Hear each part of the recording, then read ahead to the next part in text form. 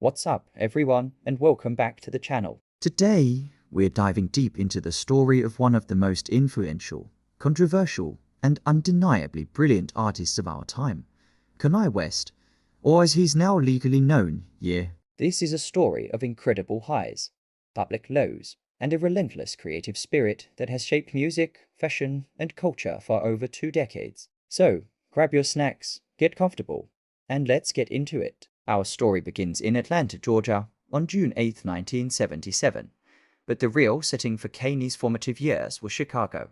Raised by his mother, Dr. Donda West, an English professor, Kanye grew up in a middle-class, intellectually stimulating environment. Donda was his biggest champion. She saw his creative spark early on, encouraging his passion for art, poetry, and music. He started making beats in his bedroom as a teenager, sampling old soul records on a beat machine his mom helped him buy. His talent was raw but undeniable. He even got a scholarship to the American Academy of Art, and later attended Chicago State University. But his heart wasn't in academics. His real classroom was the recording studio. Kanye decided to drop out of college to pursue his music dreams full-time, a move that famously inspired his debut album's title, The College Dropout.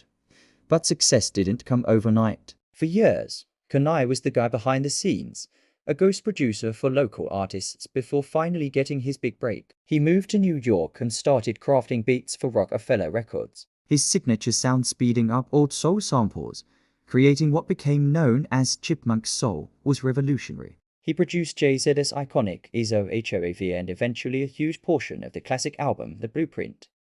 Kanye was a super producer, but he wanted more. He wanted to be the one on the MIC. The problem? The industry didn't see him as a rapper. In an era dominated by gangster rap, Kanye, with his pink polos and Louis Vuitton backpack, didn't fit the mold. Record labels kept turning him down for a record deal, telling him to stick to producing. But Kanye's self-belief was unshakable. Rockefeller eventually, and somewhat reluctantly, signed him as a solo artist, mainly to keep him from taking his incredible beats to another label. Then, in 2002, everything almost ended. Kanye was in a near-fatal car accident that left his jaw shattered. While his jaw was wired shut, he recorded his first single, Through the Wire. It was a testament to his unstoppable drive. That song became the foundation for his debut album. In 2004, The College Dropout was released, and it was a cultural earthquake. It was smart, funny, vulnerable, and socially conscious. It broke all the rules of what a mainstream hip-hop album could be. Tracks like Jesus Walks blended faith and social commentary, earning him Grammy Awards and critical acclaim. He wasn't just a rapper. He was a voice for a generation of kids who felt like they didn't quite fit in. He followed it up with Late Registration, an even more ambitious project featuring lush orchestral arrangements, proving he was no one-hit wonder. Then came Graduation in 2007. A stadium status album full of anthems like Stronger that cemented his place as a global superstar. He had completed his education-themed trilogy and was on top of the world. But just as he reached the pinnacle of success, tragedy struck. In late 2007, his mother, Donda West, passed away from complications after a cosmetic procedure. This loss was devastating and would profoundly shape the rest of his life and his art. The vibrant, celebratory sound of Graduation gave way to something completely different. In 2008, he released 808s and Heartbreak, stripping away the complex raps and soul samples.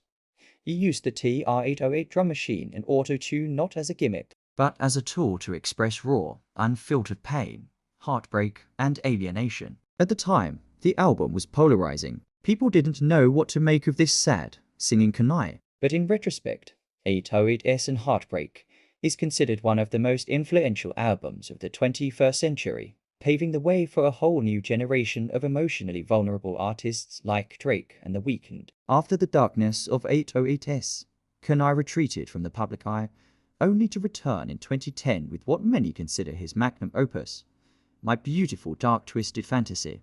This album was an act of creative maximalism, a grand, unapologetic, and sonically rich masterpiece. It was a response to his critics, a reflection on fame, and a celebration of his own complex genius. He gathered a super team of artists in Hawaii and created a timeless work of art. The album was universally acclaimed and seen as a triumphant comeback. He followed this with Yeezus in 2013, a jarring, industrial, and minimalist album that was the complete opposite of its predecessor.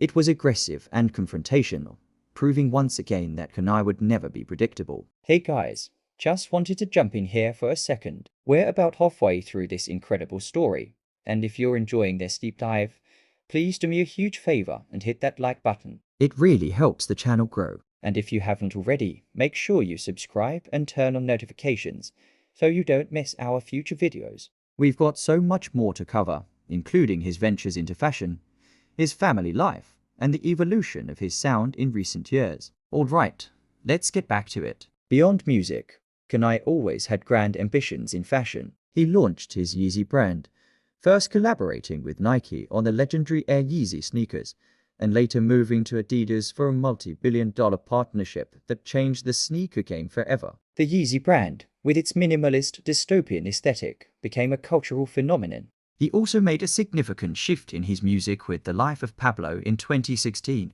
which he famously called a living, breathing album, constantly updating and tweaking it even after its release. This era also saw the rise of his Sunday service choir, which blended gospel music with his own catalog, leading to the gospel rap album Jesus is King in 2019, which earned him another Grammy. Of course, no story of Kanye West would be complete without acknowledging the controversies. From his infamous interruption of Taylor Swift at the 2009 VMAs to his outspoken political statements and public struggles with his mental health, Kanye has often been a polarizing figure. His unfiltered nature, which fuels his creative genius, has also led him into moments of public scrutiny. He's openly discussed his diagnosis with bipolar disorder, shedding light on the complexities of navigating mental health under the intense pressure of the public spotlight. These moments, while difficult, are an integral part of his journey. And his art, which has always been a reflection of his life in real time, for better or for worse. In recent years, his projects Donda and Donda 2 continued his tradition of large-scale, event-driven album releases, turning stadiums into listening parties and performance art stages. His personal life, particularly his marriage to and divorce from Kim Kardashian, has also been a constant source of media attention, with the highs and lows often playing out in the public sphere and influencing his music. Through it all, one thing remains constant: Kanye's relentless need to create and to push boundaries. He challenges conventions, he provokes thought, and he refuses to be placed in a box. So, what is the legacy of Kanye West, or Ye? It's complicated. He's a producer who changed the sound of hip-hop, a rapper who redefined what a rap star could be, a designer who disrupted the fashion industry, and an artist who has consistently risked it all for his vision. He's given us anthems of celebration, hymns of heartbreak, and psalms of faith. His influence is everywhere. You can hear it in the music of countless artists. You can see it in the clothes people wear.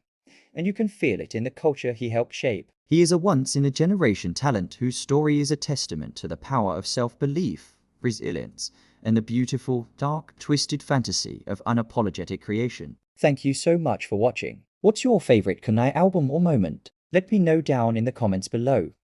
I'd love to hear your thoughts. And if you enjoyed the video, don't forget to give it a thumbs up and subscribe to the channel for more content like this. Until next time, take care.